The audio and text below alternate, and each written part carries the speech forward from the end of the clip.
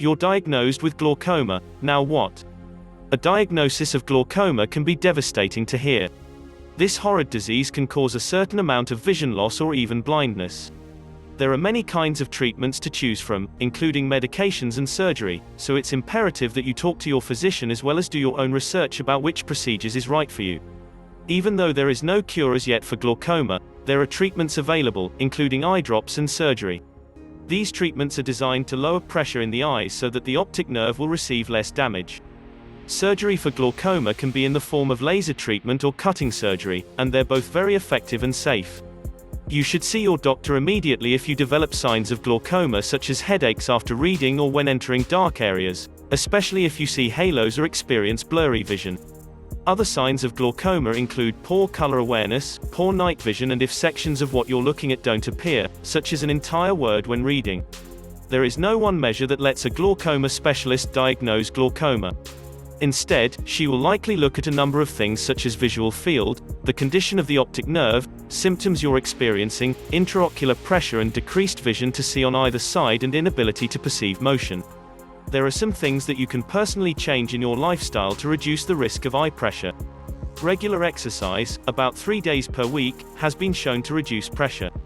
Although diet plays a small part in controlling glaucoma, you should avoid caffeine, which may elevate eye pressure, and drinking large amounts of any liquid within a short amount of time also increases pressure. Wear sunglasses with high UV filtering lenses. If you're diagnosed with glaucoma and are using eye drops for lowering the pressure in your eyes, be sure and use it as prescribed. Most serious problems that develop with glaucoma are because patients fail to use the medication properly. One reason for this may be that some people, especially the elderly, have trouble getting the drop in the eye because of shaking or stiffness in the joints caused by arthritis or other joint diseases. Also, senior citizens may have problems in paying for the glaucoma medication. If cost of medication is an issue, talk to your healthcare provider about lower cost medication. Beta blockers can be purchases for about $5 per month and is effective in lowering eye pressure when you are diagnosed with glaucoma.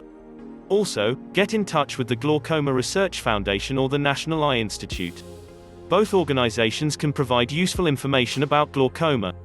Patients who have glaucoma and suffer from any of the problems that make it difficult to take medication should discuss these issues with their doctors.